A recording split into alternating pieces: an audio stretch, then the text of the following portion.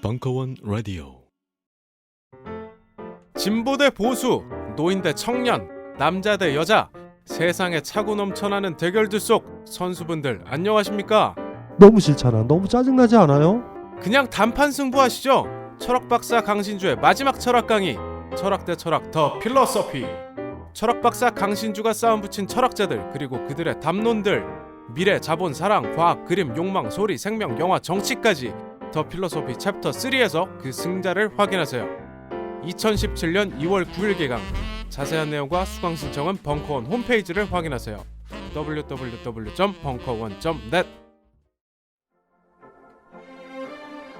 격렬한 런던의 풍경들, 쓰디쓴 리버풀의 눈물, 견고한 맨체스터의 추억, 우울한 베를린의 경기장, 강철 같은 민헨의 힘, 우아한 바르샤의 품격, 떨리는 라이프지히의 예술가들, 뒤틀리는 파리의 리듬. 정윤수의 스포츠와 예술로 떠나는 유럽 도시 여행. 2017년 1월 3일부터 매주 화요일 저녁 7시 충중로 벙커원.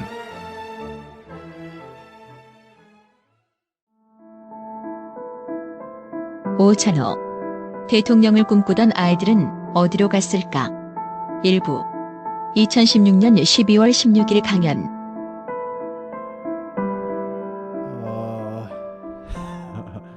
어떻게 오늘 이야기를 할까 고민을 많이 했었습니다. 제가 이제 저한테 4번째 책인데요. 그래서 다들 그 이전의 책들은 사회학적 성격이 굉장히 강하고, 그래서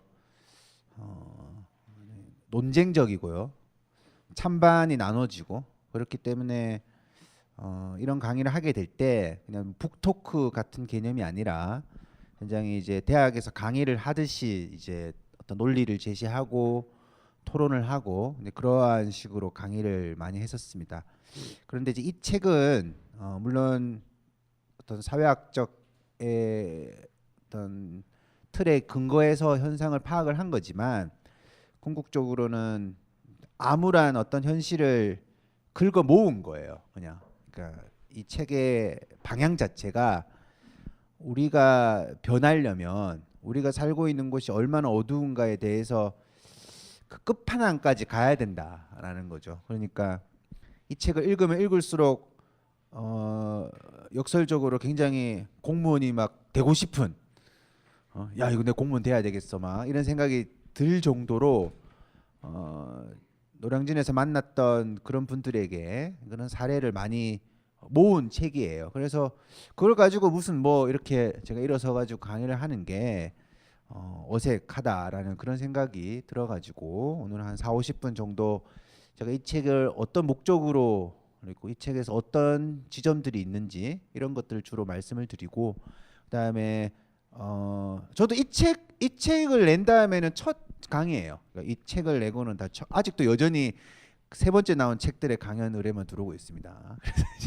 그래서 독자분들이 어떤 질문을 해 주실까 이런 것도 저한테는 좀 굉장히 궁금합니다. 원래 강의를 책을 내고 한 3-4번을 다니면 질문이 다 비슷해요. 비슷한 질문들이 다 오죠. 같은 사회에 사니까 우리는 어떤 책을 읽었을 때, 어떤 주장을 들었을 때 던지는 질문은 굉장히 유사합니다. 근데 저는 오늘은 그런 것도 전혀 없이 이제 한번 어떤 질의응답이 나올 수 있는지에 대해서도 기대를 한번 해보도록 하겠습니다.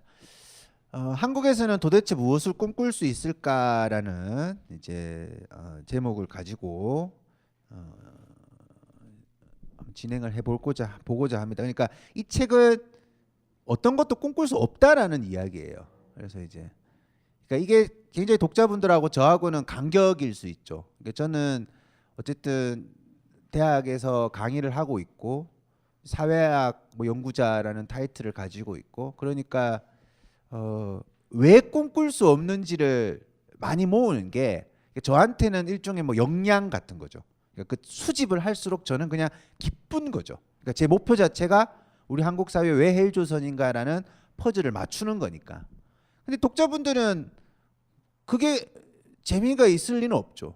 그러니까 그 상황에서 내가 어떻게 변해야 되느냐, 나는 무엇을 해야 되느냐, 그런 질문을 굉장히 많이 던질 수밖에 없죠. 그래서 어떤 의미에서 저 질문에 대해서 여러분 제가 희망적인 대답을 또 못 드릴 수도 있지 않을까, 이런 우려를 한번 가지고 있습니다. 그러나 이제 작가가 책을 쓰고 독자하고 타협할 리는 없겠죠. 그러니까 이제 이 북토크의 의미가 저 작가는 도대체 어떤 말을 하려고 했는가를 더 확연히 느끼는 게 더 중요한 것이지. 그러니까 어떤 우리가 굉장히 고의적으로 막 교집합을 찾으려고 하면 저 책이 과연 무슨 말을 하려고 하는 것인가, 이런 어떤 의아함이 들 겁니다. 오늘 뭐 강의를 하지만 오늘 강의의 상당 부분은 이 책이 저주받은 걸작이다라는 것을 제가 증명하는 시간이 되는 거예요. 그러니까 최순실 사건의 가장 묻힌 책, 그리고 우리가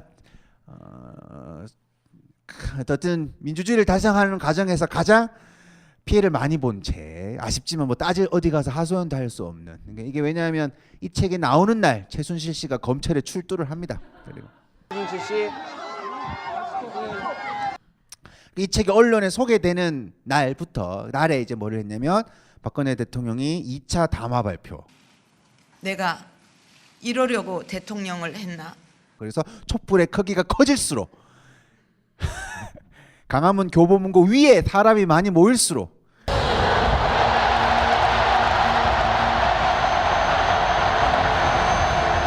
이 책은 점점 외면을 받아가고 있었어요. 제가 네 권의 책을 쓰니까 이렇게 논쟁이 가능한 책은 어느 정도 또 독자층이 생기고, 그냥 현상을 아주 우울하게 담은 책은 또 독자를 그만큼 확보하기가 어려운 것도 있는 것 같아요. 이 책은 당연히 후자의 포인트에 맞추고 있으니까 뭐 저주받은 걸작이 되었지만 뭐 나름대로 인정하고 살아가려고 합니다. 이 생각 전혀 안 했는데, 내가 이 생각 전혀 안 하고 다 잊어버렸는데, 이제 저도 이제 오늘 오니까 책을 다시 읽었죠. 지하철을 타고 오면서 다시 읽으니까 너무 책이 재밌는 거예요. 정말 저주받은 걸작이다. 그러면서 여러분도 책을 다시 보시면 저 사람이 그냥 재미삼아 저런 얘기하는 게 아니라 어떤 나름의 한이 맺혔구나 이해를 해주시면 될 것 같습니다. 자, 오늘 한번 이야기 나눠볼게요. 제가 쓴 네 권의 책을 소개를 해드리는 것이 저 작가가 뭐 어떤 큰 틀을 가지고 있구나라는 것이 이해하는 게 중요하죠. 그러니까 사실상 뭐 대통령을 꿈꾸던 아이들은 어디로 갔을까라는 책을 가지고 우리가 이제 뭐 제가 나중에도 말씀드리겠지만, 그러니까 이거는 굉장히 우문이다라고 제가 이제 서론에서 밝힙니다. 왜냐하면 대통령을 꿈꾸면 바보예요, 한국 사회에서는. 그러니까 대통령을 꿈꾸는 아이들이 존재할 수가 없는 거예요. 그래서 이제 우리가 큰 이 책을 왜 쓴 그 틀을 이해하지 못하면, 아이고 젊은 친구들이 말이야, 뭐 구급공무원 그 돈 얼마 준다고 말이야, 꿈을 가져야지, 포부가 있어야지, 그런 어떤 오해를 살 수 있는 거죠. 그냥 어떤 야 헬조선이야 지금 노량진에 말이야 몇십만 명이 말이야 모여가지고 말이야 컵밥 먹으면, 그 얘기만 들으면 처음에 들을 때는 그래 그러다가 자기가 무슨 해석을 하게 될 때 요즘 아이들 말이야 꿈도 안 꾸고 그러니까 그런 오해를 할 가능성이 굉장히 큰 거예요. 그렇기 때문에 이 작가가 이 책을 통해서 무엇을 말하려고 하는가가 굉장히 중요한 거죠. 그래서 그 책에서도 사실상 그런 질문, 그러니까 안 빗낙도하고 있다. 이 친구들이 그러니까 나약하다 이런 식으로 빠져서는 안 된다라는, 즉 그 책임은 우리 모두에게 있다라는 얘기를 굉장히 강조하려고 하는 거죠. 그러니까 어떤 저기 제가 다루고자 하는 저 대상, 그 대상은 결국은 내가 만들어 놓은 이 사회, 그러니까 우리는 사회가 엉망이니까 자기는 속 빠져가지고 사회 탓하고 사회로부터 괴물이 된 사람을 욕을 하는데, 사실상 사회는 우리가 만든 거죠. 우리가 만들어냈고 우리가 나쁜 사회로 흘러가는 거를 막지 못했고, 그러니까 우리가 일종의 이런 피해자들의 현상을 보는 거는 내가 가해자다라는 걸 알아야 되는 거예요. 그리고 우리가 흔히 말해서 사회 구조적인 원인을 보자 그럴 때 그 사회 구조에는 당연히 사람이 포함되어 있는 거죠. 왜냐하면 그 사회는 사람이 만든 거니까. 이거 만든 거니까. 그래서 이제 이 책에서도 이거는 뭐 공무원 시험을 준비하는 사람 20대하고 상관없이 우리 모두의 책임이라는 거죠. 우리가 시민으로서 좋은 사회를 추구하지 않았던 그 끔찍한 결과를 보자. 그리고 그것은 공무원 시험만의 문제가 아니라 공무원 열풍이 야기하는 굉장한 일상의 역설들이 있습니다. 공무원 시험에 사람이 몰리면 몰릴수록 그러니까 현장의 폭력은 면죄부를 얻게 되는 거죠. 너 떨으면 공무원 하라 해. 답답하면 공무원 해. 그러니까 원래 우리 인생은 낭떠러지인데 그 낭떠러지의 잘못을 탓하는 게 아니라 낭떠러지에 자신이 없으면 내려와서 다른 길을 가게 되는 거죠. 그러면 내가 공무원이 되든 안 되든 그 낭떠러지에 매달려 있는 사람들은 삶이 팍팍해지는 거예요.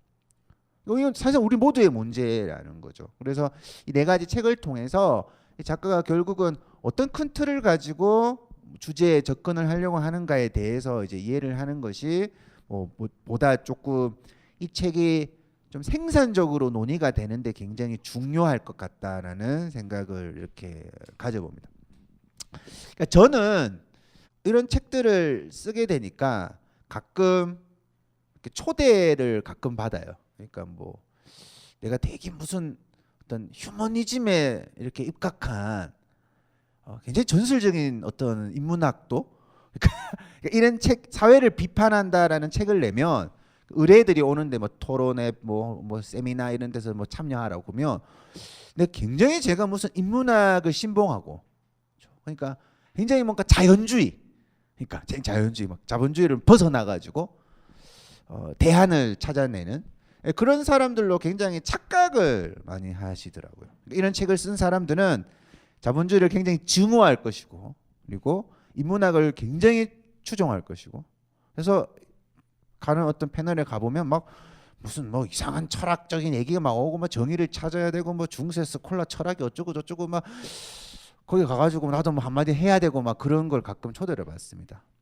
근데 저는 모든 문제 제기가 그렇게 진지하게 하지 않았어요. 그러니까 무슨 뭐 인본, 근본 이런 개념이 아니라 그냥 우리가 사는 세상이 시키는 대로 하는데 더 나빠지고 있다라는 이야기만 계속 하는 거예요. 그러니까 우리는 그냥 좋은 사회라는 거는 어떤 엄청난 결심이 아니라 평범하게 사는 거죠.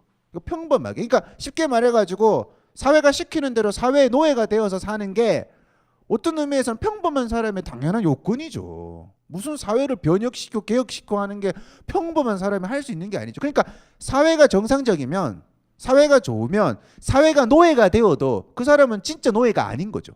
내가 사회가 시키는 대로 교육에서 배운 대로 근데 그렇게 실천을 하면 나도 행복하고 타인도 행복하고 그러니까 사회에 구속되면 될수록 전체 사회 간용지수가 높아지고 간용지수가 높아지면 꿈이 커지죠. 꿈이 커지면 그중에 대통령을 꿈꾸던 아이들은 보다 오랫동안 그 꿈을 가지고 살아가는 세상이 되는 거죠. 그러니까 제가 하는 말은 뭐 굉장한 무슨 인간의 근본 이런 개념이 아니고 우리가 나쁜 사람들이 아니고 시키는 대로 했다. 자본주의는 어쩔 수 없으니까 경쟁을 해야 된다. 대학은 취업이 중요하니까 구조조정해야 되고 기업이 원하는 것 스펙을 쌓아야 된다. 남자 여자 원래 그런 거라 생각하자. 이 사회에서 살려면 현실이 어쩔 수 없으니까 남자라면 여자라면 그런 걸 갖춰야 돼. 오케이 안 따지고 그렇게 살았다는 거죠. 그러면 지금 우리 사회의 어떤 지표 예를 들어 가지고 OECD 국가들 대상으로 조사를 할 때 우리 사회는 좋은 건 다 꼴찌고 나쁜 건 다 1등이잖아요. 그러니까 이런 사회가 탄생을 해서는 안 되는 거죠. 불평등의 지수, 우울증의 지수, 인간관계의 문제 뭐 여러 가지 측면에서 그런 측면에서 제가 하고자 하는 말은 도대체 이 사회가 내게 현실이 어쩔 수 없잖아. 그런 말을 가지고 내게 다가왔는데 그래서 내가 얻게 된 결과가 어떻게 이렇게 터무니없는 것일 수가 있는가라는 질문을 던지는 거예요. 우리는 차별에 찬성합니다는 그런 어떤 경쟁사회의 뭔가 민낯을 좀 다루고자 한 거죠. 우리가 경쟁은 어쩔 수 없다 이런 말들을 하는데 그 사회에 노출되어 있을수록 그 사회 전체 노동자의 불안정성은 커지는 거예요. 왜냐하면 그 노동자의 지위가 나빠질수록 뭐 비정규직이라든가 파견직이라든가 근데 그 잣대를 우리가 경쟁사회의 어떤 결과물로 보기 시작을 하면 노력에 따른 결과물이 정규직이고 비정규직이고 파견직이고 인턴직이고 그렇게 보기 시작을 하면 노동의 지위가 불안정하더라도 그걸 자본주의 사회의 결과물로 놓고 보는 거죠. 그러니까 그거는 공정한 어떤 차별받는 사람들이 이 차별이 싫다고 하소연을 하더라도 그건 자본주의 사회의 공정한 결과물이다라고 차별에 찬성하는 사람이 등장한다라는 거예요. 결국 그 사회는 제가 볼 때는 더 퍽퍽한, 그렇죠? 까칠한 그런 사회가 될 수밖에 없다라는 거죠. 뭐 혹시 오늘 나 오찬호 작가를 정말 만나는 게 인생의 소원이었어. 그런 분 계세요? 다들 표정이 미쳤냐 이런 표정인데, 그러니까 대통령을 꿈꾸던 아이들이 노량진으로 간 내용을 담은 책인데 이 세 가지 책에서 나온 친구들이 다 절로 가는 거예요. 그러니까 경쟁이 어쩔 수 없다라는 풍토, 그리고 진격의 대학교에서는 그러니까 대학이 그 경쟁 사회를 비판하지 않는 거죠. 그러니까 경쟁은 어쩔 수 없어라는 말을 부모는 사실상 부모도 해서는 안 되죠. 근데 할 수 있다고 봐요. 현실론의 무게가 있으니까. 근데 대학이 잘못된 사회가 잘못 변하고 있는데 대학은 사회 변화에 발맞춰 가야 된다면서 대학이 그렇게 그냥 따라가는 거예요. 그 자본의 논리에 진격하는 거예요. 근데 제가 하는 말은 진짜 쿨한 게 뭐냐면 그렇게 대학이 15년 동안 변했는데 15년 동안 대학생들이 준비해야 되는 스펙은 더 늘어난 거죠. 뭔가 대학 취업하려면 영어 공부해야 돼. 뭐 자격증 필요해. 근데 대학이 지금까지는 무슨 인문학 하고 있고 뭐 사회학 강사가 와가지고 뭐 이상한 공안 소리 하고 있으니까 이제 변해야 된다. 취업률에 따라서 구조조정하고 그다음에 뭐 실무적인 강의를 하고 우리도 뭐 이미지 메이킹도 좀 배워보고 해보자. 그게 또 부당한 거 아니냐. 근데 많은 우리 변화의 핵심이 뭐냐면 그렇게 해야지 산다. 그러니까 이 변화가 부당한 것일 수도 있는데 그렇게 해야지만 우리가 산다. 그렇게 15년이 지났는데 취업은 3종 세트에서 9종 세트가 되었고 더 취업을 하는데 우리가 준비해야 될 것들은 더 많아지고 있고 이거는 우리의 솔루션이 틀렸다라는 이야기. 잘못된 것을 어떻게 따라하느냐. 그러니까 잘못된 것을 따르는 그런 바보 같은 삶을 어떻게 우리가 비판을 하지 않고 살아갈 수 있느냐라는 내용을 담은 책이 진격의 대학교. 아까 제가 말씀드렸지만 이 진격의 대학교를 내고 그런 모임에 자주 불려갔어요. 무슨 뭐 중세 스콜라 철학을 보관하자, 뭐 베를린 자유대학의 정신을 이어받아 가가지고 막 앉아 있으면 막 노장 교수, 노땅 교수지, 노장 교수가 똑같은 말이에요. 어쨌든 그 막 통폐합되고 있는 그 학과의 노교수들이 막 앉아가지고 막 자신들이 막 한타령 막 하고 있는데 와가지고 마치 인문학이 복원되면 이 사회가 그대로 다시 유토피아가 될 것처럼 일종의 착각을 이제 하는 건데 저하고는 조금 결을 달리하는 거예요. 그러니까 저는 사회가 변화해야 되죠. 그 변화에 맞춰가지고 대학이 따라가야 되는데 잘못된 변화에 우리가 지금 포인트를 맞추고 있고 그 결과가 이미 드러난 거다. 그 결과가. 어릴 때부터 사교육 받고 취업 잘 되는 학과를 가고 그렇게 함에도 불구하고 우리가 포기해야 될 것들은 점점 많아지니까 그중에 하나의 어떤 결론지가 뭐냐면 공무원이 되고 싶은 그런 어떤 욕심으로 이어질 수밖에 없는 거죠. 절박한 선택이 될 수밖에 없다라는 거죠. 그 남자는 왜 이상해졌을까는 이제 그 우리가 가장 어릴 때부터 많이 듣는 이야기죠. 남자답게 살아야 된다, 여자답게 살아야 된다. 왜라고 하면 세상이 그래. 보통 그렇죠. 몰래 그런 거잖아. 어쩔 수 없잖아. 그리고 이제 왜 어쩔 수 없는가 그러면 결국 그것은 자본주의 논리죠. 여자가 남자한테 뭐 이쁨을 받아야지. 상품성에 관한 논리죠. 남자가 카리스마가 있어야지 리더. 이 말이 다 자본주의 사회에서 어떤 내가 지위 경쟁에 참여하고 성공하겠다라는 사실상 그 성별 분업화된 일종의 구조죠. 그래서 저는 제가 요즘 이 페미니즘 강연 많이 다닙니다. 그 남자 중에 이런 책을 쓴 사람이 별로 없어가지고 별 내용도 없는데 단지 남자가 썼다는 이유로 얼마 전에는 무슨 서울시에서 하는 그 무슨 행사도 가서 박원순 시장 옆에도 앉아가지고 같이 이렇게 패널로서 동등한 자격으로 박원순 시장도 15만 원 받았는지 모르겠는데 얼떨결에 가가지고 이제 앉아 있는 이제 그런 어떤 호사를 누렸어요.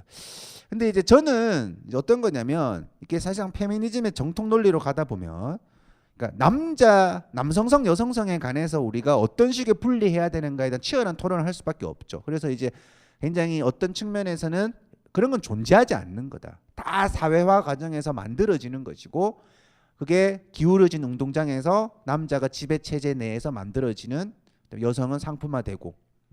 근데 저는 이제 이것도 굉장히 쿨하게 이해를 하는 거예요. 그러니까 남성과 여성은 다르다. 특징들이 있다. 물론 그 중에는 굉장히 사회적으로 오해하는 것들이 많죠. 뭐 남자는 논리적이고 여성은 감성적이다. 논리적인 남자가 도대체 어디 있는지는 모르겠습니다. 논리적인 남자가 운전하다가 창문 열고 욕하고 그러진 않겠죠. 근데 저는 남성과 여성의 다름이 있다.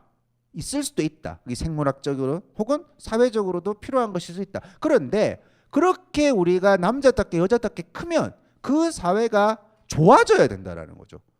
남자답게 여자답게 클수록 성불평등 지수가 사라지고 유리천장 지수가 사라지고, 와 남자답게 크니까 서로 차별하지 않아요. 여자답게 크니까 서로 강령 지수가 막 놀라요. 그러면 그게 뭐 남자답게 여자답게가 인간의 본성을 거스르는지 그건 모르겠지만 그거는 사회적으로 가치가 있다고 보는 거죠. 근데 우리는 어릴 때부터 그것을 더 강요받고 그렇게 열심히 따르고 사는데 왜 우리의 앞날 정당한 꿈을 꾸고 정당한 것을 요구하고 결혼, 출산, 연애, 뭐 인간관계 등등 우리가 3포 세대, M포 세대라고 말을 하죠. 왜 우리가 시키는 대로 하는데 점점 더 내가 포기해야 되는 것들은 더 많아지는가라는 이야기를 하고자 하는 거예요. 그러면 그거는 틀린 거다. 그 강요가 사회가 인간에게 개인에게 무엇을 강요하는 건 어쩔 수 없는 거지만 그 강요가 틀렸다라는 이야기를 하고 싶은 거예요. 그러면 그런 사람들이 모인 공간이 바로 노량진이에요. 우리는 차별에 찬성합니다에서 계속 말하고자 하는 것은 이제 이거 뭐 읽어보신 분 있으세요? 출판사에 우리가 어떤 오늘 또 기자 통화를 했는데 이거 안 읽어본 사람이 한국에 없잖아요. 그런 소리 하길래 깜짝 놀라가지고 내가 책임질 수 있냐, 감당할 수 있냐 이제 그런 말을 했는데 이 책에서 말하고자 하는 게 뭐냐면 그래요. 그러니까 그러니까 어떤 경쟁에 따른 결과라고 많은 사람들이 생각을 해요. 노동의 지위.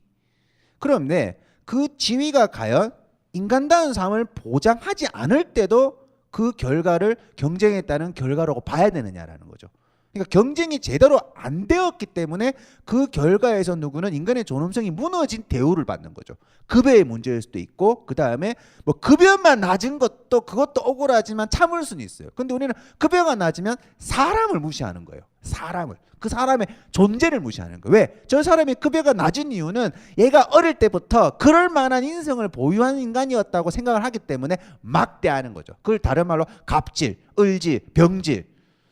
요즘은 이제 나는 무예요. 뭐 이런 정이라고 하기에도 너무 행복해요. 막 나는 무라고 해주세요라고 하는 사람이 있는데 결국은 그 결과의 평등이 완전히 무너진 사회에서 이른바 그러니까 같은 급여를 받더라도 내가 무시당하기 싫은 어떤 직업을 선택을 하려고 하는 거죠.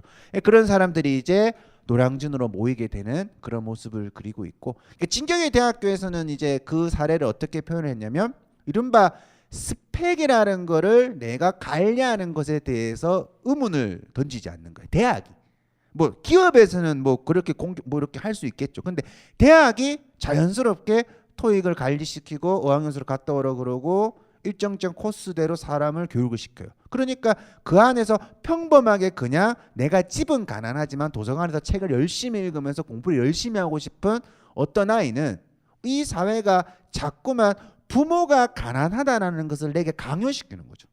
그러니까 내가 기업은 부모가 돈이 많아가지고 어학연수도 갔다 오고 막 공모전도 참여하고 그런 친구들을 뽑을 수 있다. 그것도 말이 안 되지만 뭐 우리나라 기업은 조직 폭력배라고 좀 청문회에서 막 그러대요 보니까. 그래서 뭐 이해를 할 수가 있는데 대학이 기업이 잘못 요구하는 거를 옳다고 하면 안 되는 거죠. 그래서 그 친구가 대학에 가서 나는 뭐 취업을 모르겠고 그냥 대학에서 책만 열심히 읽고 공부만 할래라고 했는데 자기가 너무 부자연스러운 거예요. 그 대학이란 공.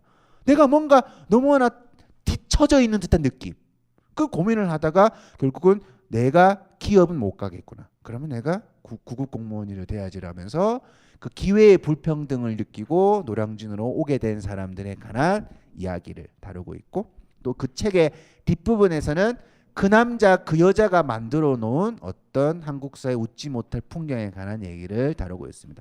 그 남자는 사실상 남성 중심 문화라는 것은 조직에서 보면 과잉된 일, 그다음에 야근을 많이 하고, 그다음에 그 야근에 대한 보상이 굉장히 뭔가 합리적이지 않은, 그러니까 남자스러운 거죠. 뭐냐면 야근을 하는 것도 부당한 건데 야근에 대한 보상이 어떤 뭐 소주 한 잔, 뭐 성매매. 근데 그게 그 부당한 것에 참여하지 못하면 그 조직에서 라인을 잃게 되고 음담 패설에 끼지 못하는, 같이 범죄를 저지르지 않았다는 이유가 자신이 승진하고 하는데도 미묘한 영향을 끼친다는 걸 느끼게 되고, 그런 것에 대한 염증을 느낀 어떤 대기업 다니던 친구가 바로 이 노량진에 와가지고 국국 공무원 시험을 공부를 하는 거예요. 어떤 자신의 암울한 미래하고 좀 덜 암울한 미래하고 바꾸기 시작을 하는 거죠.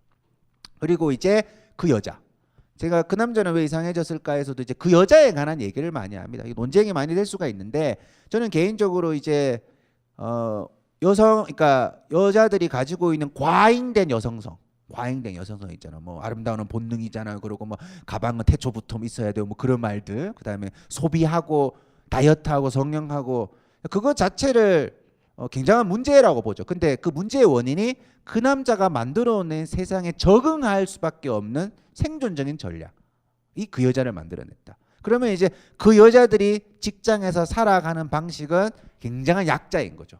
선택되기 위해서 직장에 꽃이 되어야 하고, 그렇죠? 그렇지 않으면 경력이 단절되어야 하고, 그런 사람들의 이야기들을 이 책으로 모았어요. 그러면 이 책이 이제 제가 지금까지 쭉 하고자 하는, 결국 우리 사회가 우리에게 시키는 것이 얼마나 틀렸는가에 관한 메시지를 전하는, 그렇죠? 그런 어떤 내용을 담은 거고, 또 나중에 말씀드리겠지만 이 공무원 열풍, 그러니까 이게 또 한편으로는 사회가 시키는 것이 되었어요.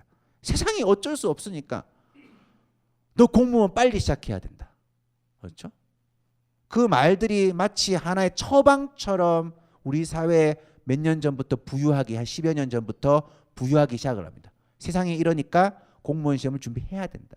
그러면 그것을 따르는 사람들은 과연 또 행복할 수 있을까라는 질문을 또 역설적으로 한번 던져보는 거죠. 공무원 열풍의 어떤 역설, 이런 것들에 대해서 오늘 말씀을 드리도록 할게요.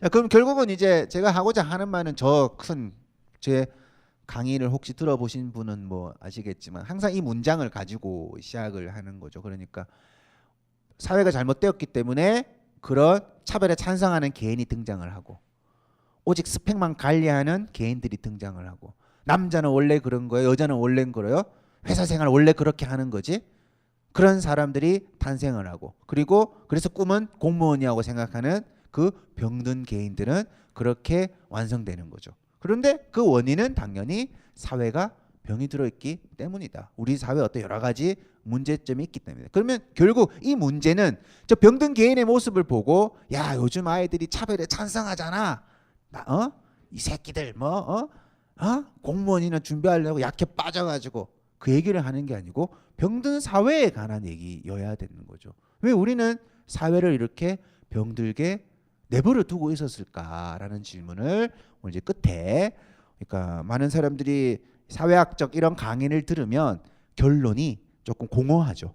그러니까 우리가 자기 개발이라든가 이런 강의는 막 솔루션 1, 뭐 일찍 일어나자, 내려놓기를 하자, 뭐 이런 거 있잖아요. 웃자, 뭐 예를 들어 가지고.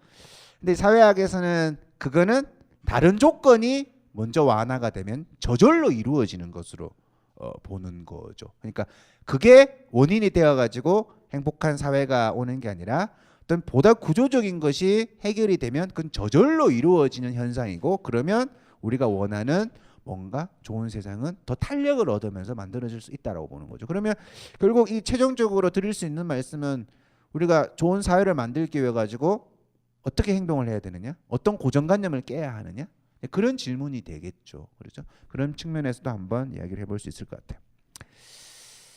자, 한번 이 책에 관한 저주받은 걸작에 관해서 이야기를 한번 해드리도록 하겠습니다. 제가 아까 전에도 말씀을 드렸지만 이 책을 쓴 이유에 대해서 이제 에필로그 부분에 이렇게 썼어요. 이 책은 노량진에서 고생하는 누군가에 대한 안쓰러움이 아니라 좋은 사회를 만들기 위해서 노력해야 하는 시민으로서의 직무를 유기한 스스로를 발견하길 바라는 마음에서 집필되었다. 사회는 개인들이 만들어낸 것이다. 문제가 있다면 개인들의 변화만이 해법이다. 나도 남들처럼 인간답게 살아야 할 권리가 있고 남들도 나처럼 자신의 존엄성이 지켜져야 한다. 만약 그렇지 않으면 끊임없이 내가 살고 있는 이 사회의 의문을 제기해야 한다. 정책 하나하나는 물론이고 우리가 익숙하게 받아들이는 간섭들 중에 상식적이지 않은 것이 무엇인지 따져봐야 한다. 그렇지 않으면 노량진은 더 붐빌 것이다. 그리고 상처받는 영혼들은 더 늘어날 것이다 라고 이제 표현을 했어요. 이 책을 쓴 동기죠. 그러니까 그래서 제가 이 책이 되게 정치인들한테 먹힐 수 있을 것 같다 이런 생각을 가지고 제가 지금까지 과거에 알았는데 지금 국회의원이 된 사람들 혹은 어떤 식으로든 국회의원이 되었다가 지금 하지 않는 사람들 모든 인력을 동원해서 책을 다 보내줬는데 어쨌든 책의 목적이 이제 거기에 있는 거죠. 여러분들 중에서도 혹시나 오해를 하시는 분이 있다면 이 책의 목적이 어디에 존재하고 있는가에 대해서 좀 더 포인트를 맞춰주시면 될 것 같습니다. 제가 이제 노량진에 그러니까 이 책은 오늘은 뭐 좀 편안하게 말씀을 드리는데, 그러니까 출판사에서 그러니까 의뢰가 오고 책이 나오는 때까지 2년 2개월이 걸렸어요. 제가 게을러가지고. 그래서 그러니까 이 공무원 시험을 주제로 글을 쓰겠다라는 발상은 제가 하지를 않았고 출판사에서 한번 이제 이런 것을 한번 퍼즐을 맞춰 보기를 이제 희망을 하고 그게 이제 구체화되어 가는 과정이 이제 2년 가까이 된 거죠. 글을 쓰고 하는 과정. 물론 이제 계약은 훨씬 빨리 내기로 했지만 그래서 이제 노량진에 뭐 자주 갔었어요. 노량진에도 자주 가고 그다음에 이제 이게 공무원 시험을 준비하는 사람을 만나는 건 너무 쉬워졌어요. 그러니까 그 아이디어가 생기니까 뭐 도서관에 가서 고개만 쓱 돌려도 이제 다 뭐 계급, 남녀, 노선을 막론하고 진짜 막 다 앉아 있죠. 그래서 또 학생들 중에 또 굉장히 많고. 그런데 이제 제가 이제 무슨 공부를 하면서 인터뷰를 하고 주로 그런 식으로 글을 쓰는데 마음을 여는 게 제일 늦은 거죠. 그러니까 보통은 예를 들어서 어떤 주제를 가진 사람을 만나려면 그러니까 뭐 예를 들어서 예를 들어서 누가 일베에서 활동을 하는가 그 누구가 궁금할 수가 있잖아요. 그러면 그 사람을 찾는 게 힘들죠.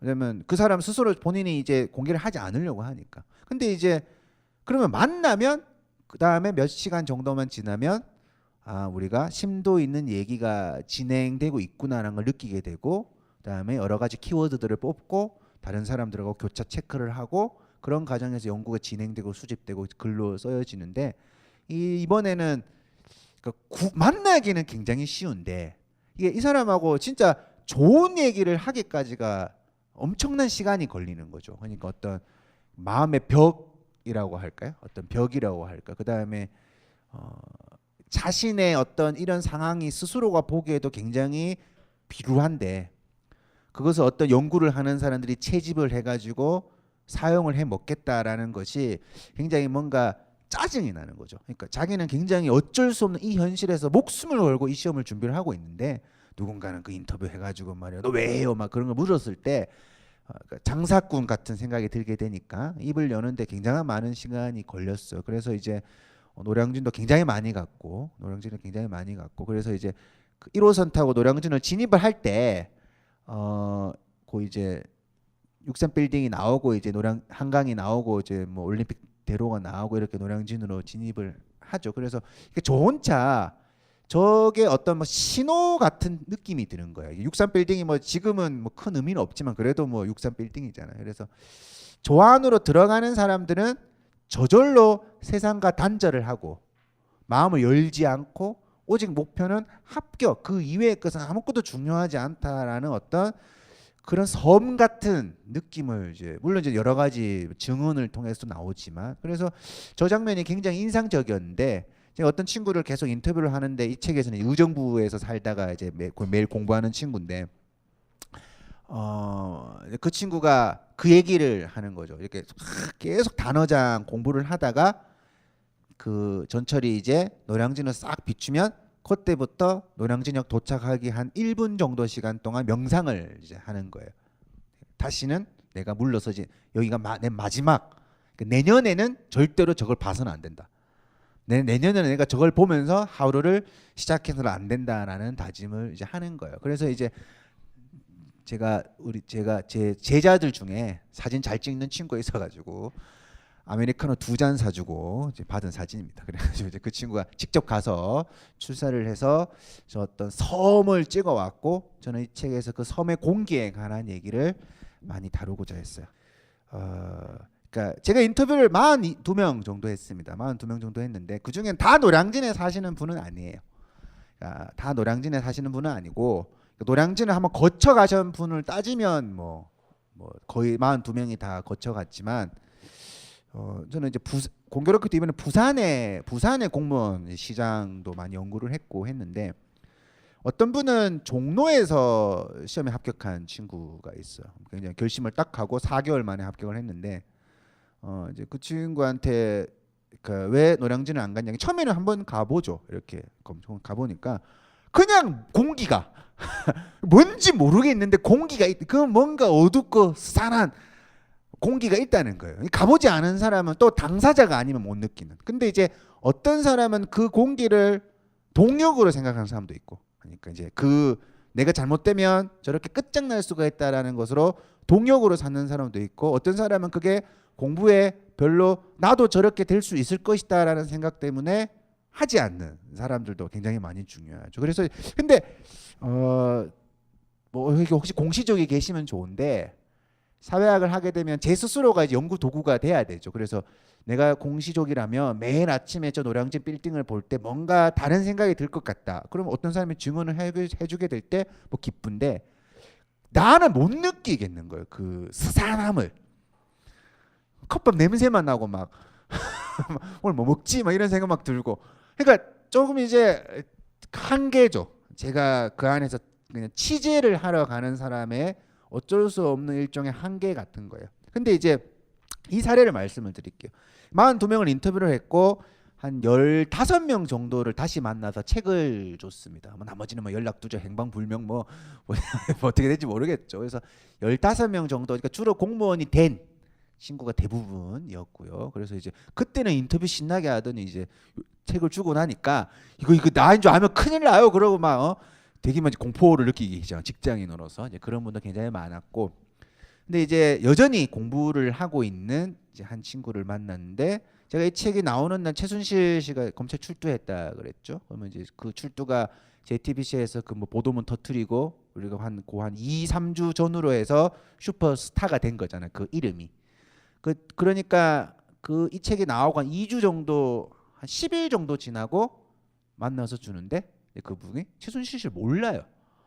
내가 겨우 만나러 갔는데 최순실 씨를 모르는 거예요. 근데 약간 요즘 뭐 대통령이 좀 시끄럽다, 뭐 촛불 들자, 뭐 이런 얘기도 하는데 그 다음 정보로 스스로가 나아가지 않는 거죠. 그러니까 지금은 없어졌지만 속세를 통하는 다리, 그 육교를 속세를 통하는 다리라고 부르는데, 그러니까 속세를 갈 때 올 때 들어오는 순간에는 모든 정보를 다 차단해요.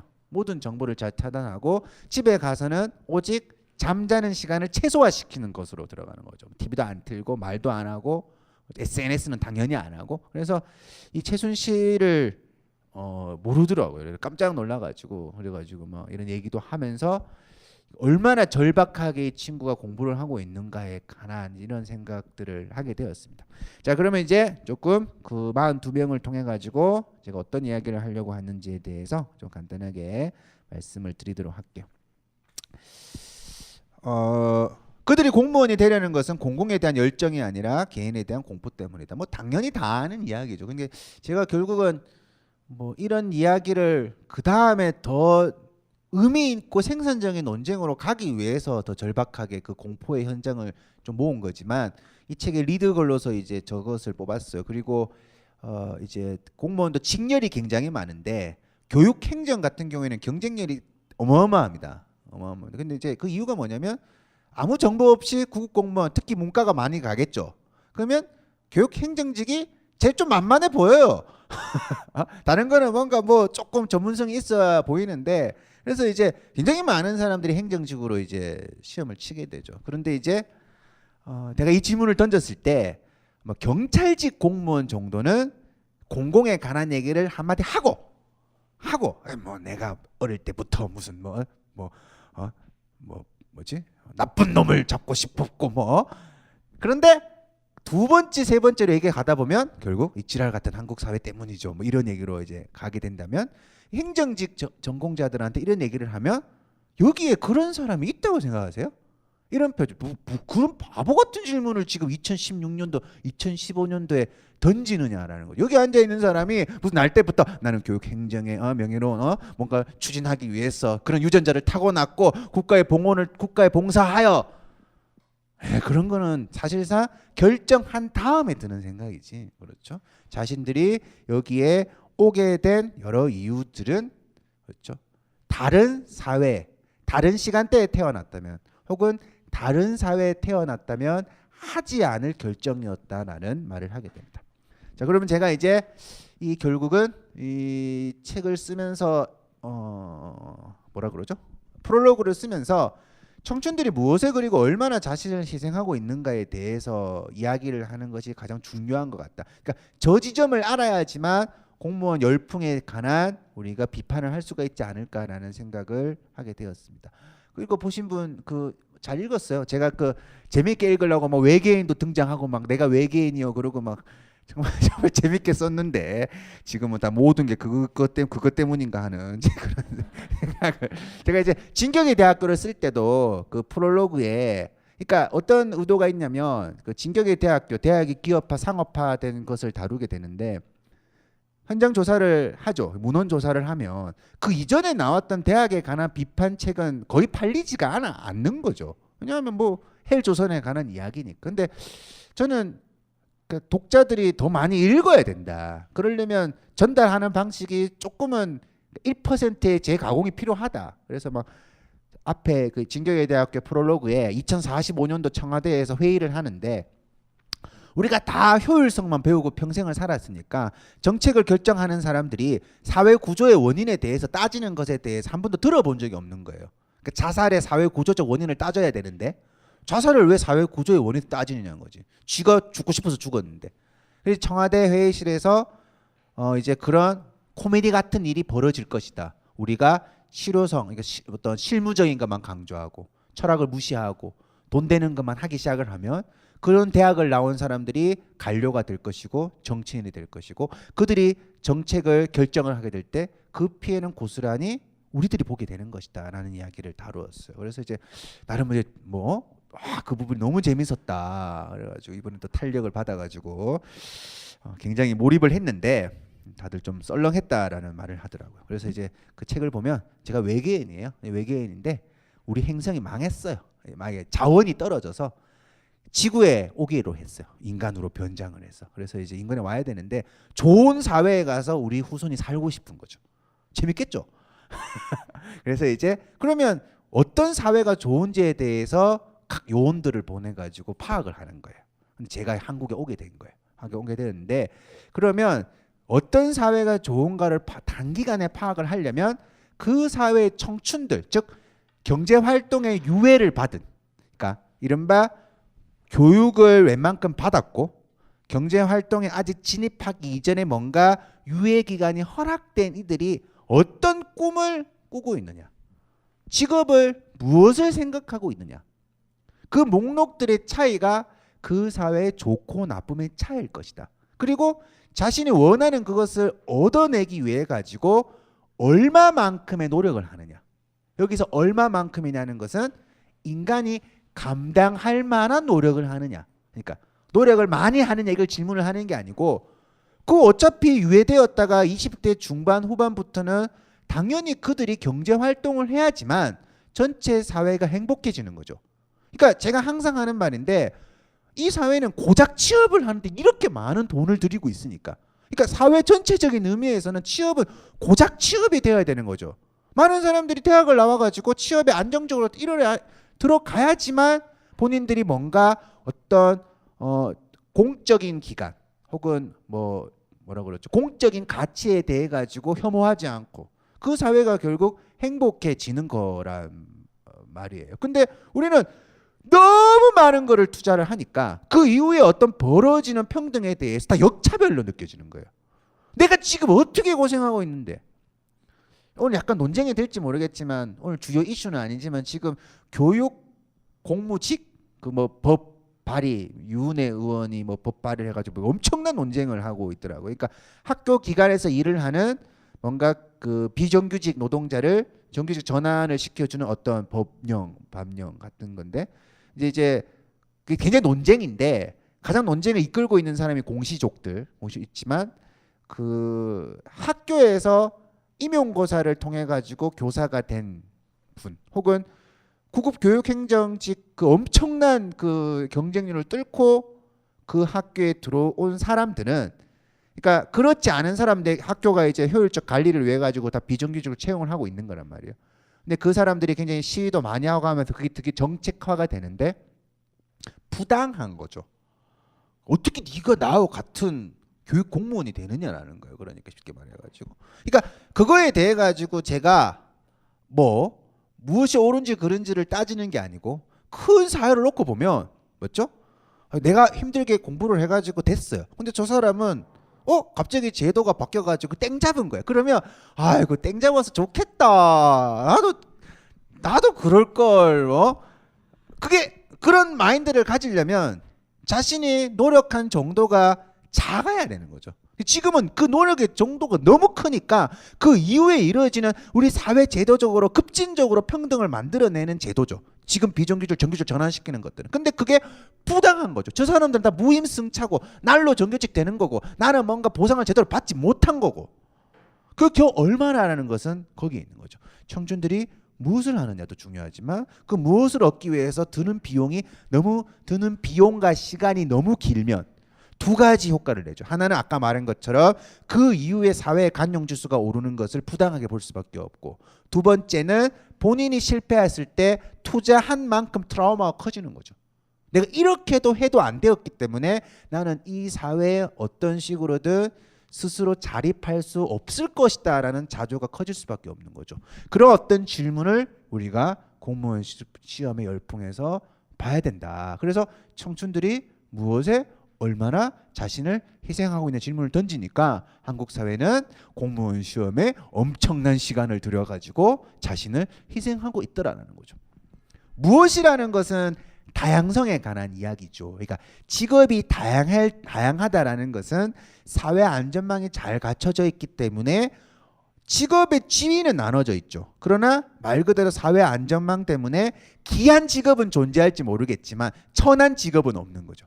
그러니까 어떤 직업은 돈을 너무 많이 버는 직업은 어떤 사회나 존재를 하는데 사회 안전망이 잘 갖춰져 있으면 모든 직업이 일확천금을 다 버는 건 아니지만 어떤 직업을 선택을 하더라도 가난하지는 않은 최소한 자신의 존엄성을 유지할 수 있는 급여 그렇죠?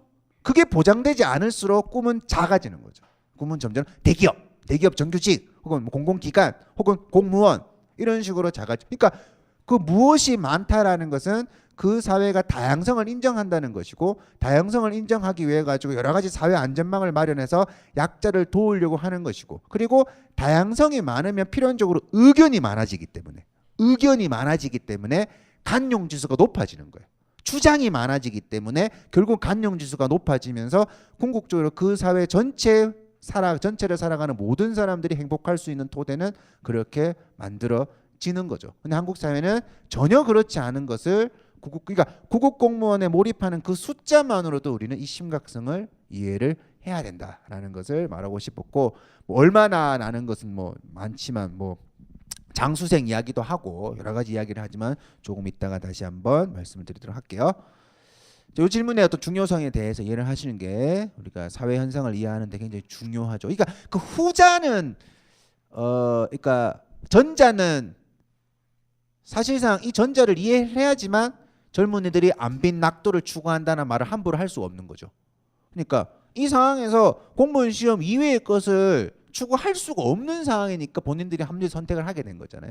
그런 질문을 하기 위한 것이고 후자는 우리가 좀 깨야 되는 거죠. 우리가 흔히 말해가지고 청춘으로부터 경제활동을 하려는 이러는 그 시간의 문제, 노력의 문제 이런 것에 대해서 기존의 패러다임을 좀 깨야 된다라는 거예요. 그러니까 열정, 성실 이런 걸로 세상을 판단하는 건 굉장히 미개한 사회에서 하는 거죠. 정상적인 사회는 좀 열정적이지 않더라도 뭐 조금 게으르더라도 그 사람이 평범하게 자신의 존엄성이 유지될 수 있는 사회가 되어야 되는데 우리는 구급 공무원이 결국 평범하려고 하는 거잖아요.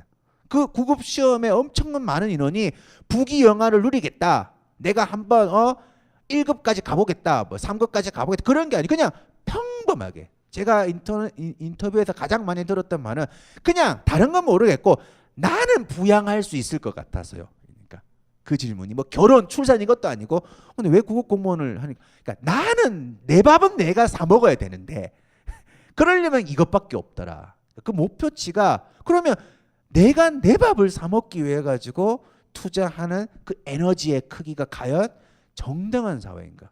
그렇지 않은 사람들 거기에서 탈락한 사람들이 가지는 트라우마는 과연 얼마만큼 클 것인가? 혹은 그런 식으로 통과한 사람들이 가지는 사회에 대한 염증.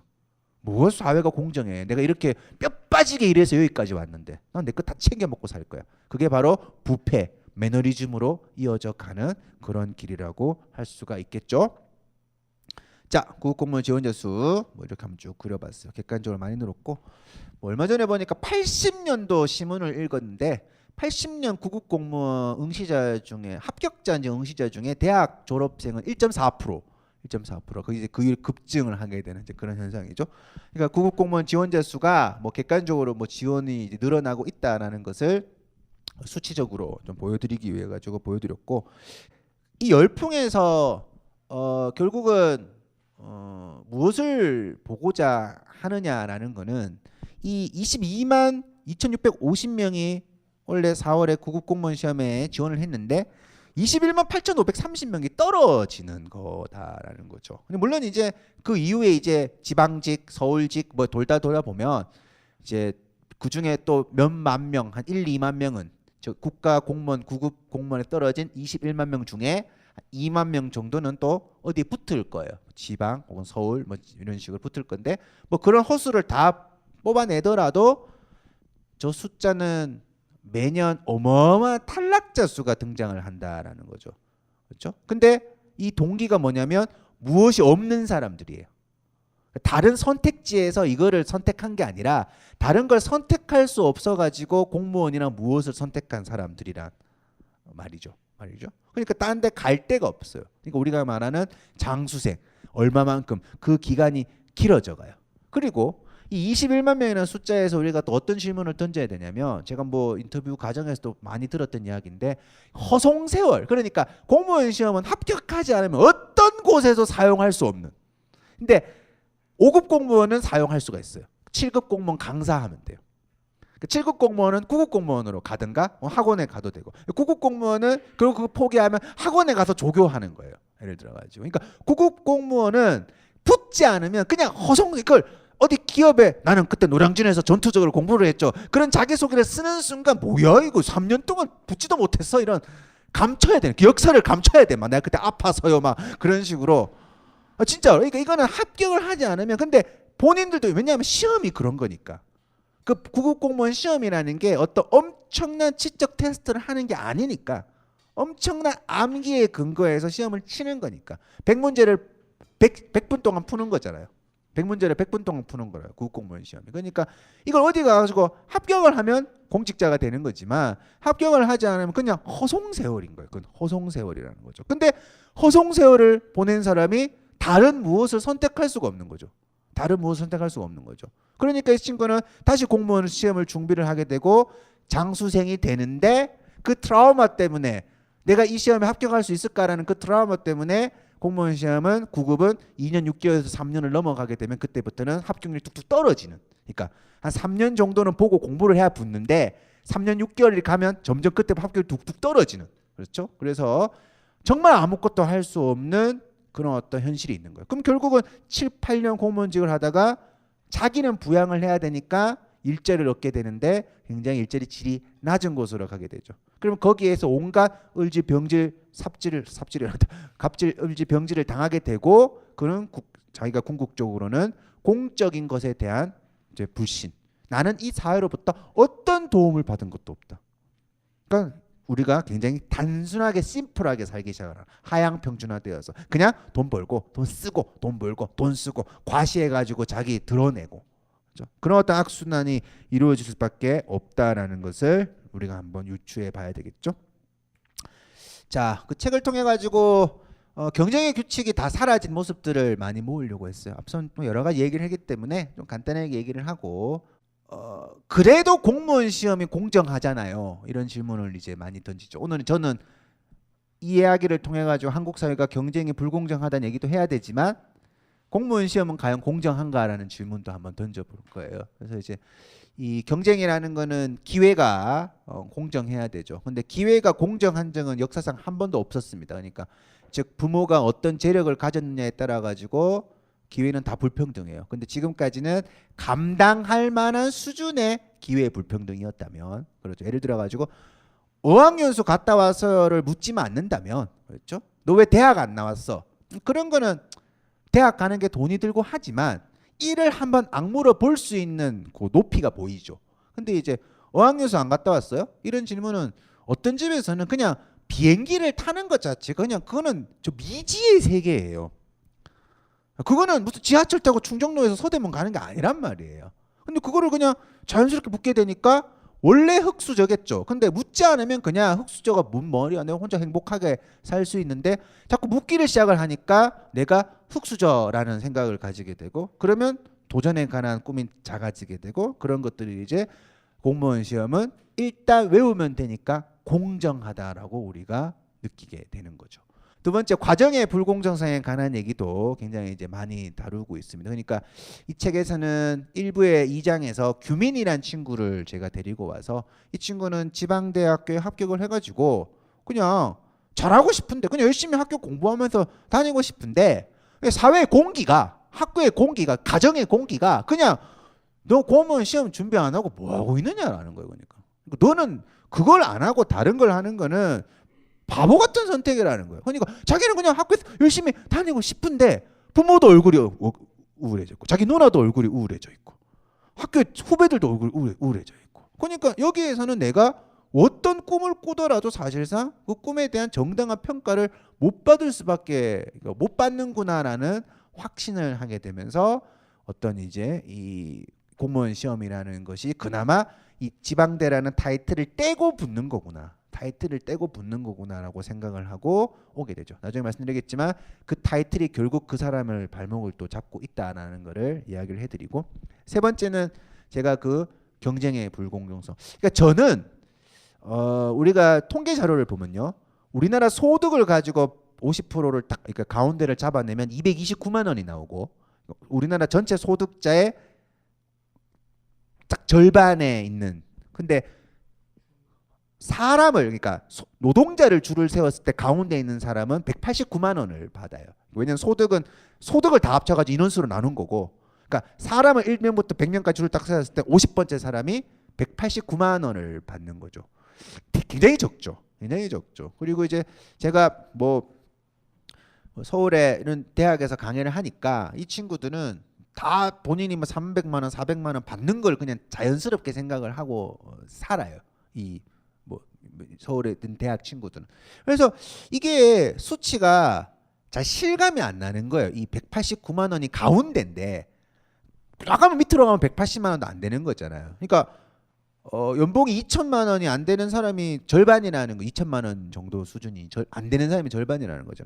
그래서 제가 이제 그거를 주로 부산에 가서, 그러니까 부산의 창원 이런 어떤 지역에 있는 대졸자의 중소기업에서 일하는 친구들을 이렇게 인터뷰를 해보니까 너무나 증명이 잘 되는 거예요. 그러니까 여기서 대학 나오고 2,400으로 시작하는 사람은 진짜 드물어요. 여자는 말할 것도 여자는 2,000도 안 되고 여자는 보통 1,800, 150씩 1,800 정도 되고 남자는 2,400을 받는다면 그거는 뭐 그 정도면 뭐 괜찮은 축이다라고 생각하는 거죠. 그러니까 굉장히 급여가 무슨 뭐 일주일에 60시간씩 일을 하고 뭐 170만 원 받고 160만 원을 받고 그러니까 그게 다 보면 하청의 하청업체 대기업에 납품해야 되는. 근데 그 스트레스가 심하니까 사장도 스트레스가 심하고 사장이 노동자한테 갑질을 하고 그런 것들이 굉장히 체계적으로 막 구조화되어 있다고 표현을 할까요? 그런 어떤 결과의 평등이 무너져가지고 많은 이들이 이제 서울로 오게 되는 그런 풍경들을 많이 그리고 있습니다. 저는 이제 뭐 늘 항상 뭐 토론을 할 때 말씀을 드리지만 주 40시간을 대한민국에서 일을 한 20대 이상, 25세 이상 정도가 150만 원을 받는데 그럼 1,800만 원이잖아요. 그거는 저는 부당한 걸로 보는 거죠. 아니 뭐 13살짜리가 180만 원을 받으면 150만 원을 받으면 뭐 용돈이라 할 수가 있지만 2016년도에 150만 원을 받게 될 때 그게 과연 뭘 기획할 수 있는 돈인가? 그러니까 막 이런 얘기를 하니까 자꾸 막 주판을 두들기면서 많은 사람들이 식비 뭐 42만 원, 주거비 뭐 75만 원, 뭐 적금도 들 수 있다. 막 계산을 막 하면서 150만 원을 행복하게 사는 법 막 이렇게 마련해 주는데 인생이 무슨 그런 체험 삶의 현장이 아니잖아요. 꿈을 가져야 되는 거잖아요. 그게 동물하고 다른 거잖아요. 근데 이제 제가 서울에서 이렇게 막 체험을 하지 못했는데 그거를 이제 현장에 가보니까 굉장히 적나라하게 그런 분들이 굉장히 많았다. 근데 많이 안 됐어요. 그러니까 동무원이 그렇게 다들 준비를 했는데 의외로 많이 안 됐어. 그래가지고 굉장히 가슴 아팠던 그런 이야기도 이제 존재를 합니다. 공무원 시험의 역설에 관한 이제 이야기를 좀 많이 담고자 했었습니다. 두 가지 측면에서 다루고자. 하나는 많은 사람들이 생각을 하는데 과연 공정한가? 과연 공정한가? 그러니까 결국은 자기가 투자하고 보상을 얻는 그런 경쟁에 뛰어드는 건데 계급장 떼고 들어오면 과연 내가 공무원을 향한 어떤 의지, 그다음에 시험에 실패했을 때 그 실패해서 다시 원래의 모드로 돌아오는 속도, 실패를 했을 때 본인이 받는 상처의 크기가 과연 동일한가?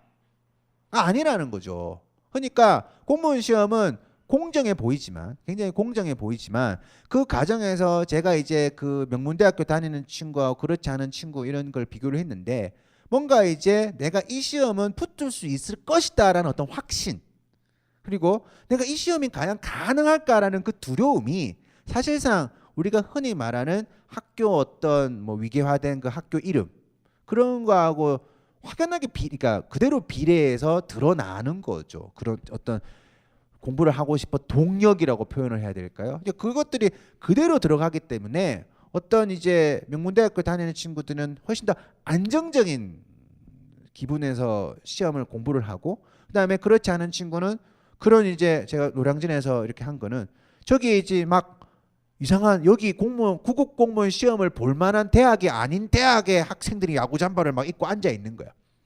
그게 굉장히 두려운 거죠. 막 자신 스스로가 뭐 내가 저런 친구들하고 경쟁을 하는데 어떻게 하면 이길 수 있을까라는 질문을 던질 때 우리가 그거 신경 쓰지 말고 공부를 하라고 그러잖아요. 근데 저런 친구들을 만났을 때 내가 어떤 주눅이 들어왔는가라는 것은 오래된 삶의 결과물이라고요. 그러니까 나는 저 친구와 상관없이 나는 공부 열심히 할까 이게 아니고 저런 친구를 보는 순간에 뭔가 내가 과연 집중력이 흐트러지고 그러면 그게 결과의 차이가 나니까 사람들은 봐봐 학교마다 이렇게 성적의 차이가 나잖아. 그런 질문을 던지는 것이 굉장히 이제 많이 드러나는 거죠. 두 번째 공무원 시험 역설에 대한 이야기는 두 번째 나오는 문장이에요. 그러니까 제가 이것을 연구를 하면서 가장 슬펐던 게 현장에서 그러니까 화딱지가 나서 공무원 시험으로 전환을 했다가 사라졌다가 그중에 100명이 사라지면 한두 명 공무원이 돼요. 막 환호를 하고 그러는 거죠. 그러니까 이 현장의 어떤 문제점을 제시하는 게 아니라 현장의 문제점을 제시를 하는 게 아니라 내가 여기에 문제가 있으면 여기에서 문제 제기를 하는 게 아니고 공무원 시험이라는 걸 통해 가지고 내 인생을 책임져야 한다라는 일종의 그런 풍토가 굉장히 팽배하게 남아져 있는 거죠. 그래서 그러니까 어떤 그 폭력의 수위가 얼마만큼 높아졌는가에 대해서 제가 3부에서 6개의 테마를 가지고 왔어요. 그러니까 우리가 여러분들 한국 사회 야근이 심하다. 그 얘기 한 10몇 년 전부터 20년 계속 나왔던 얘기잖아요. 그럼 좋은 사회라면 줄어들어야 되죠. 야근이 심했어. 그 심하구나. 그러면 그때부터 좋아져야 되잖아요. 근데 좋아지지 않는 거죠. 이제는 좀 그런 수치가 좋아질 만도 한데 더 나빠지고 있어요. 그러니까 우리는 이 내가 몸담은 그 조직에 관해서 문제 제기를 안 하는 것이 그냥 정상적인 것이고, 그렇게 하고 싶으면 때려치우고 공무원 하는 거죠. 그래서 제가 그 사례에서 받은 게 야근을 밥 먹듯이 시키는 문화, 그리고 군대 문화, 성매매 막 시키고 하는, 막 사우나 가고 맨날 사우나 가서 뭐 여명 따줘야 되고 막 하는 그런 문화. 그 다음에 경력 단절, 여성으로서 경력 단절 되어야 되는 그런 모습들. 그 다음에 왜 내가 직장의 꽃이 되어야 하는가, 그런 질문들. 그러니까 우리가 평범하게 나는 그냥 사회생활을 하고 싶은데 그 사회생활을 하려면 굉장한 어떤 야수가 되어야 되는 거죠. 야수가 되어야 되는 거죠. 그런 얘기들. 그 다음에 뭐 베이비 부모 얘기도 다루었고, 그 다음에 공딩족에 관한 얘기도 공무원들도 많이 준비하거든요. 그래서 요즘 그 다루고, 이제 그 중에 하나가 뭐냐면 그 아르바이트를 시키는 점장들 중에 얘가 고등학생이니까 최저임금을 20살 때부터 주는 걸로 아는 사람이 있더라고요. 그러니까 왜 고등학생을 고용시켜놓고 최저임금을 다 줘? 뭐 그런 분위기를 갖고 있는 거예요.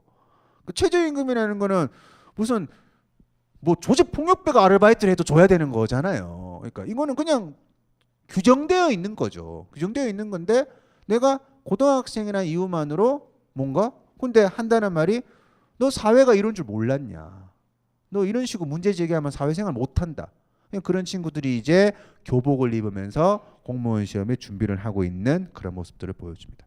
그리고 이제 맨 마지막에 장애인들이 공무원 시험 준비하고 있는 모습을 좀 많이 다루었습니다. 그래서 저는 결국 이 헬조선의 퍼즐이 장애인이 처한 현실에서 그대로 드러난다라고 생각을 하고 있습니다. 그래서 장애인은 사실상 공무원 시험 외에는 정규직이라는 건 거의 존재하지 않는, 그러니까 거의 뭐 그거 말고는 사실상 일자리가 없는 것으로 보아도 무방합니다. 물론 일자리는 있겠지만 그 일자리는 본인이 지금까지 공부하고 무관한, 예를 들어가지고 제가 책을 썼는데 서울의 명문대학교를 나온 어떤 친구가 취업이 잘 안 되니까 장애인 복지공단 이런 데 찾아가면서 취업을 이렇게 요구를 하는데 항상 의뢰받는 거는 바구니 공장, 뭐 비누 만드는 공장, 혹은 회사에 들어가면 뭐 원래 받는 급여보다 훨씬 낮은 급여를 주면서 그것에 대해서 전혀 개의치 않는 거예요.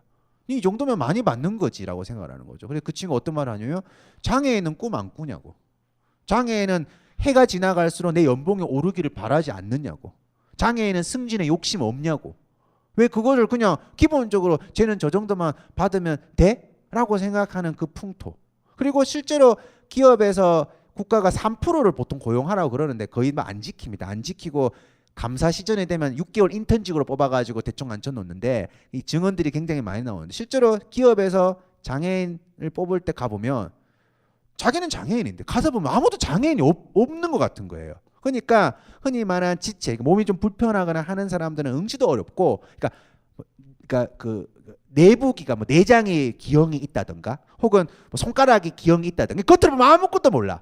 그런 사람들을 또 뽑는 거예요. 그러니까 이제 뭐 되게 우스운 거죠. 그래서 뭐 질문이 뭐냐면 여기 우리 엘리베이터 없는데 휠체어 타고 올라올 수 있어? 그 말도 안 되는 질문이죠. 엘리베이터가 없는데 휠체어로 어떻게 계단 올라가? 오지 말라는 거죠. 근데 뽑아는 주는데 엘리베이터는 없다. 뭐 이런 거 있잖아요. 그러니까 그런 현실에서 이 친구들이 이제 공무원 시험에 준비하고 있는 그 퍼즐을 보여주는데 사실상 그 책임이 우리 모두에게 있는 거죠. 왜냐하면 많은 사람들이 장애인이 무슨 생산 현장에서 그런 독보적인 일을 할 거야, 그러니까 안 할 거다.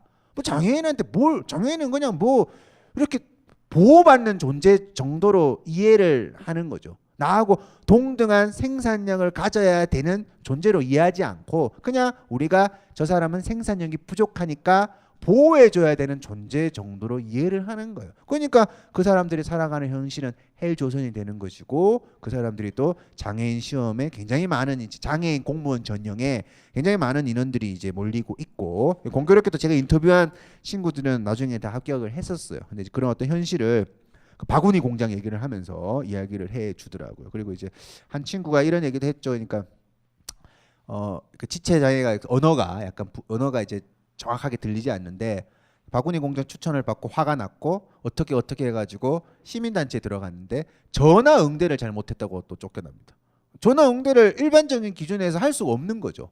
근데 그 일반적인 기준에서 나는 너를 차별하는 게 아니고 너는 객관적으로 전화 응대에 실패했기 때문에 페널티를 받았고 그러니까 이거 어이가 없는 거죠. 그래서 한 3년 정도 공부를 해서 구급 공무원에 합격했던 그런 이야기들을 제가 다루었어요. 그래서 이 책을 쫙 읽으면 너무 우울하다. 이건 평생 느껴보지 못했던 감정이다. 그 감정을 느끼고 싶으신 분은 책을 사서 읽어야 됩니다. 여러분이 알고 있던 먹먹함, 그 먹먹함하고 다르다. 그 우울함하고 다르다. 막 누굴 때리고 싶고 막 또 긍정적으로는 나도 공무원 되고 싶고 막 야 헬조선이다 나 공무원 돼야지 막 야 오늘 들어보니까 경쟁이 공정하지 않대 막 3년만 투자하면 될 것 같아. 그런 어떤 긍정의 엔돌핀도 도는 책이기도 하고 그러나 한편으로는 너무너무 이제 우울한 책이죠. 그렇게 쓰려고 했고요. 저는 우울한 거를 우울하다고 말하는 게 가장 긍정의 자세라고 저는 개인적으로 생각을 합니다. 그렇기 때문에 결국은 이 책을 쓰면서 어떻게 하면 아이들이 대통령을 꿈꿔갈 수 있을까라는 질문을 던지면서 우주가 아니라 사회가 도와줘야 한다. 이제 그런 제목을 대통령님을 패러디해서 이제 따서 이 책이 대박 날 것이다. 그렇게 믿었는데 재미있는 에피소드가 하나 있어요. 원래 책이 홍보가 될 때는 이게 막 책 이렇게 어떤 책을 읽은 사람이 그러니까 책에 관한 애정이 있으면 그 책을 자기가 많이 활동하는 커뮤니티에 소개를 보통 해줘요. 저희가 뭐 DC라든가 뭐 사이트 같은 여러 개가 있겠죠. 뭐 커뮤니티가 그러면 이런 책이 나왔어요. 뭐 읽어보세요. 그러면 보통 뭐 책 제목하고 내용을 보고 논쟁도 하고 논쟁이 되면 책이 훨씬 잘 팔리고 싸워야지 책이 잘 팔리고 적군 아군 개념이 되어가지고 막 잘 팔리고 그래도 이제 책이 나오면 그 책의 주제를 가지고 보통 토론들을 하죠. 이렇게 맞아요. 뭐 우리나라가 엉망이죠. 그런 얘기를 하는데 이 책이 나오고 몇 명의 독자들이 이렇게 이 책을 링크를 걸어주고 하니까 대통령을 꿈꾸던 아이들은 어디로 갔을까라는 책이 나왔네요. 이런 책이네요 하니까 댓글이 공무원에 가는 얘기는 하나도 없고 뭐 구타러 갔겠죠. 뭐 그러고 막 요즘 누가 대통령을 꿈꿔요. 막 그러고 막 야 트럼프도 대통령 된 마당에 무슨 꿈을 꾸란 말이에요. 막 뭐 샤머니즘의 부활 뭐 이런 적어놓고 야 그래가지고 이거 완전 전혀 다르게 참 이런 세상에 왔구나 이런 생각을 하게 되었습니다. 그래서 이제 우주가 아니라 사회가 도와줘야 한다는 말을 하면서 제가 이제 2가지 정도의 에피소드를 설명을 하면서 우리가 다가가야 된다라고 생각을 했습니다. 첫 번째는 뭐냐면 사회의 변화를 우리가 할 수 있도록 스스로에게 자격을 요구해야 된다라는 거죠. 제가 그 사례를 각 나라에 있는 뭐 중산층 기준, 중산층이 뭐라고 생각하십니까라고 물었을 때 한국인들은 뭐 30평 아파트, 자동차, 뭐 올라블라 막 돈만 얘기를 하는데 다른 나라에서는 공적 분노에 의원이 참여할 줄 알아야 된다. 약자를 도울 줄 알아야 된다. 비평지를 정기적으로 구독을 해야 된다. 그러니까 우리가 흔히 말해가지고 경제적으로 어떤 중간, 그러니까 허리 정도 중산층이랑 굉장히 범위가 넓어요. 이해하셨죠? 그러니까 우리는 중산층 그러면 나는 중산층 아니라 생각하지만 통계적으로는 굉장히 많은 사람들이 중산층이에요. 그러니까 엄청나게 가난하지 않는 이상은 엄청난 빈곤에 있지 않는 이상은 그 사람의 철학 중에 하나는 약자가 그 다음날 약자가 안 될 수 있는 그러니까 불평등을 당하는 사람이 그 다음날 한 명이라도 더 평등해질 수 있는 영역에 올 수 있도록 내가 어떤 식으로든 노력을 하는 사람이 그냥 사람의 자격 요건으로 보는 거죠. 공적 분노가 있으면 저 뭐 강성 노조 아니야? 뭐 시민의 발목을 잡는 거 아니야? 고액 연봉제 아니야? 그런 질문 던지지 말고 저 사람들이 왜 저런 식으로 분노하는가? 비평지를 정기 구독하면서 왜 저 사람들의 불만이 사회 구조적인 것이고 내가 도와줘야 되는가에 대해 가지고 내가 스스로 깨어있지 않으면 그 사회는 굉장히 좋지 않은 사회가 될 것이다라고 보는 거죠. 그러니까 저는 다른 말로 뭐냐면 우리가 개인을 판단하고 개인을 평가할 때 과연 그 사람이 좋은 사회를 만들기 위해 가지고 어떤 지출을 하느냐 어떤 행동을 하느냐 이런 것에 대해서 굉장히 엄격하게 평가를 해야 되는 거죠. 그러니까 어떤 사람들은 뭐 연예인들이 막 자동차 10대 사고 막 그러면 자본주의 사회에서 지가 번 돈으로 소비하는 게 뭐가 문제예요? 처음부터 끝까지 그 논리밖에 없어요. 지가 번 돈 지가 쓰는 게 무슨 상관이? 하지만 우리는 자신이 번 돈을 어떤 식으로 소비를 하느냐? 과연 이 사회에 어떤 환원을 하지 않을 때 그 돈은 과연 떳떳한가? 근데 아니죠. 예를 들어가지고 제가 얼마 전에도 취업준비생 만나고 인터뷰를 하는데 6차 촛불 시해를 한 번도 빠지지 않고 왔는데 내가 보면 그랬어? 야, 나 너 페이스북에서 그 말이 없길래 너 몰랐어. 그러니까 내가 미쳤어요. 그 페이스북에 올리게요. 6차를 나가지면 취업 준비생이라고요. 지금 4학년 2학기 막 면접을 6개씩 보고 있는데 내가 6번 내내 촛불을 들러 나갔지만 내가 어디도 촛불을 들었다는 걸 남겨서는 안 되는 반대인 거죠. 그걸 구글링을 한다. 동점자가 있을 때는 뭔가 얘가 이런 오해를 할 거다 이 회사에서.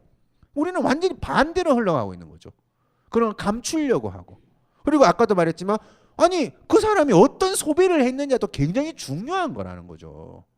저렇게 돈을 번 사람들이 저렇게 자신이 살아가는 사람들이 시사지도 하나 구독 안 하고 신문도 하나 구독 안 하고 그다음에 책도 하나 소비 안 하고 무조건 책을 왜 사요? 책은 다 사진 찍는 거죠 뭐. 그런 거에 대해 가지고 그거는 진짜 부끄러움의 표본처럼 우리가 응징을 표현이 너무 가합니다. 그걸 요구하는 사회가 되어야지만 우리가 병든 사회를 고치는 바로 그 사람이 되는 거죠.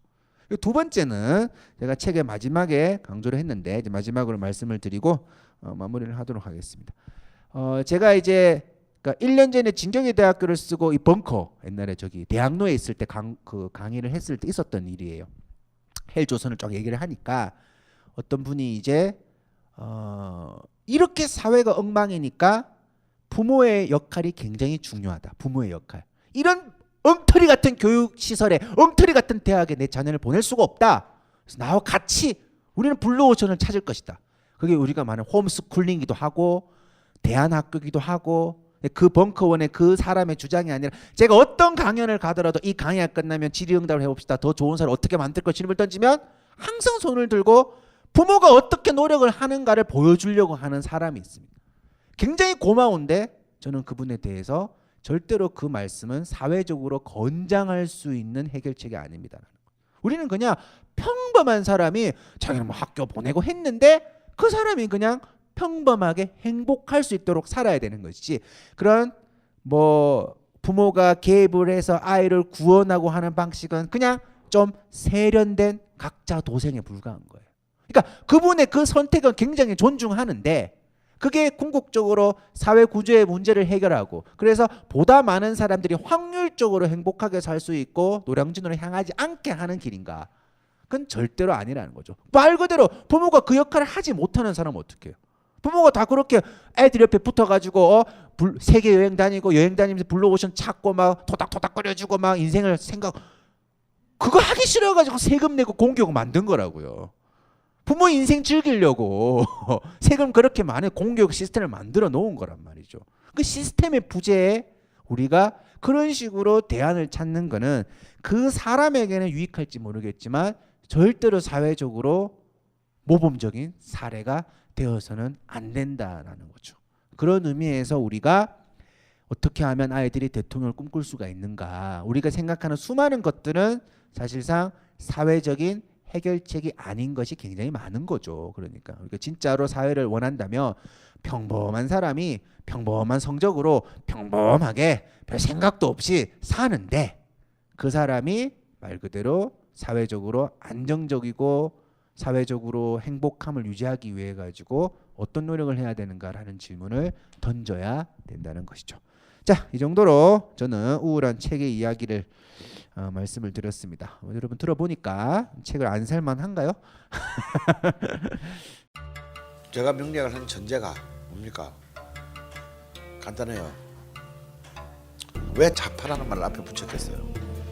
기존의 명리학은 인간을 길흉으로 나눈단 말이에요. 인간의 운을. 그런데 이 공화정의 시대에 아직도 우리가 그런 데 묶여 있다면 그럼 우리가 미친놈들이에요. 그래서 우리는 좀 더 진정으로 본질에 입각해서 근본적인 개념을 가져야 된다는 거예요. 그래서 우리는 어떤 전제 출발이 됐냐?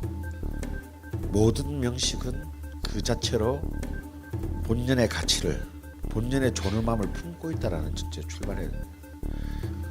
그래서 각각의 명식이 갖고 있는 포텐셜들을 다 세심히 읽어내고 그리고 거기에서 어떻게 이 명이 수많은 운과 만나면서 자신들의 포텐셜을 정말 그 짧은 생에 살다 가는 건데 그 짧은 시간 동안에 어떻게 가장 완전 연소시킬 수 있느냐, 그걸 사유하고 그 길을 알아내는 게 명리학이지.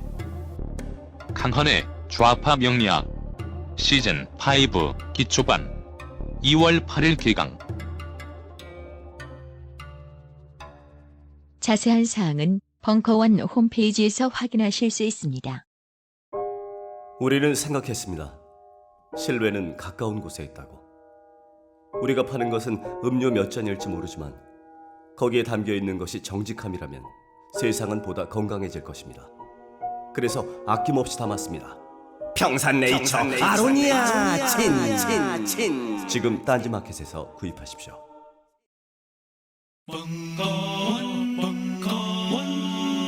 벙커원 라디오.